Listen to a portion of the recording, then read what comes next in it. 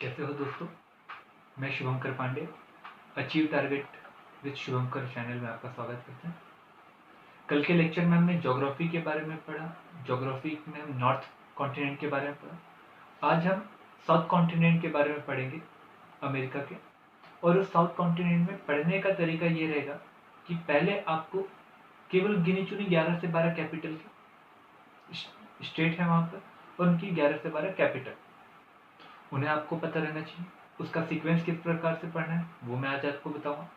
दूसरा, आपको यहाँ पर पढ़ने का तरीका एकदम गोलाकार होना चाहिए ताकि आपको समझ में आ जाए, ताकि आपको लेक्चर में तो समझ में आए। कभी भी आपको ये दिक्कत नहीं होना चाहिए कि बोलीविया का पठार जाना है तो एकदम बोलीविया के पठार में जाओ। नहीं, बोलीविया के पठार में जाना है तो आपको नीचे भी पता है, हाँ बोलीविया का पठार मतलब ग्रान चाको के ऊपर, मतलब बोलीविया देश में, मतलब ब्राजील के निकट, मतलब पराग्वे के निकट, मतलब चिली के निकट, मतलब पेरू के निकट, मतलब ये सब चीजें आपको आना चाहिए। वो तब आएगी जब आपका सीक्वेंस बना रहेगा। तो आइए हम साउथ अमेरिका के विषय में जानकारी लेते हैं। तो जब आप साउथ अमेरिका के मैप को निकालोगे तो आपको उस साउथ अमेरिका के वेस्टर्न साइड में, पश्चिमी क्षेत्र में एक पर्वतमाला दिखाई देगी जिसका नाम है एंडीज पर्वतमाला। इस एंडीज पर्वतमाला की शुरुआत होती है वेनेजुएला। वेनेजुएला याद रखिएगा, वर्तमान में बहुत अधिक फेमस है।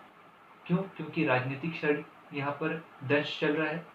कोई राष्ट्रपति को राष्ट्रपति मानता है, कोई राष्ट्रपति को राष्ट्रपति नहीं मानता है। दूसरा इसलिए भी ज्यादा फेमस है क्योंकि रिलायंस के द्वारा यहीं से पेट्रोलियम पदार्थ को आयात किया जाता है।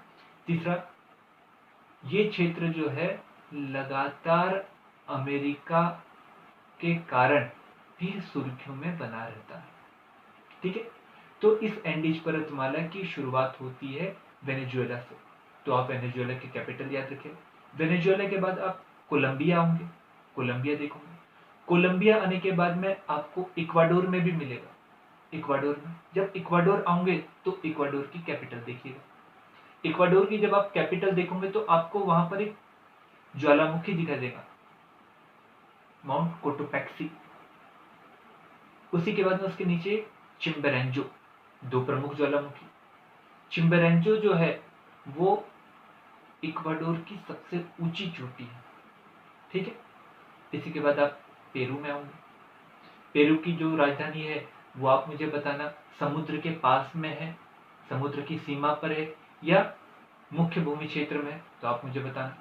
आज का प्रश्न ही यह है कि पेरू की राजधानी क्या है, नाम। ठीक है, इसी के बाद में आप पेरू के बाद में जैसे ही आप नीचे की ओर आओगे तो पेरू और चिली, फिर बोलीविया भी दिखाई देगा, और वहीं पर आपको टिटिकाका झील दिखाई देगी। कौन सी झील? टिटिकाका झील। ये टिटिकाका झील दुनिया की सबसे ऊंची नौगम्य झील है, मतलब दुनिया की सबसे ऊंची वैसी झील जहां पर नाव को चलाया जाता है।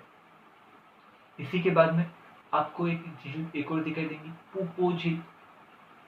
इस पूपो झील के बाद में आप जब चिली में प्रवेश करोगे तो आपको वहां पर दुनिया का सबसे ज्यादा शुष्क ड्राई मरुस्थल दिखाई देगा जिसका नाम है अटकामा मरुस्थल। ये अटकामा मरुस्थल बहुत अच्छे से याद करके रखिएगा। इसलिए याद करके रखिएगा, जब भी अल्निनो की बात आती है तो पेरू का तट बहुत अधिक महत्वपूर्ण हो जाता है, और पेरू के तट में अटकामा मरुस्थल और अधिक महत्वपूर्ण हो जाता है क्योंकि ये शुष्क रहता है। पर जब अल्निनो आता है तो यहाँ पर बाढ़ आ जाती है। तो आप ये याद रखिएगा। इसी के बाद में हम पहुंचेंगे चिली की राजधानी। आप चिली की राजधानी आइए। चिली की राजधानी पहुंचने के बाद में आप मैग्नन जल संधि के पास पहुंचोगे। मैग्नन जल संधि के पास जब पहुंचोगे तो ये जल संधि पैसिफिक ओशन को अटलांटिक ओशन से मिलाती है। ठीक है, और वहीं पर आपको सबसे नीचे में केप हॉर्न दिखाई देगा। ये केप हॉर्न दक्षिण अमेरिका का सबसे दक्षिणतम पॉइंट है। कहाँ का? दक्षिण अमेरिका का सबसे दक्षिणतम पॉइंट। इसी के बाद में आप थोड़ा ऊपर जाओगे तो वहीं पर आपको एक वृष्टि छाया क्षेत्र दिखाई देगा, एक तो उसका नाम है पैटागोनिया का मरुस्थल। ये पैटागोनिया का मरुस्थल दिखाई देगा, वृष्टि छाया क्षेत्र है। उसी के बाद में आपको बाहिया ब्लांका दिखाई देगा, और बाहिया ब्लांका से सीधे के सीधे 90 डिग्री के एंगल में रोजिरियो दिखाई देगा। बाहिया ब्लांका से रोजिरियो के क्षेत्र में एक घास दिखाई देगी जिसका नाम है पंपास घास। ये शीतोष्ण घास है और ये घास का बहुत अधिक महत्व भी। और यहाँ पर जो भूमि है, ये भूमि गेहूं उत्पादन के लिए बहुत अधिक अच्छी मानी जाती है।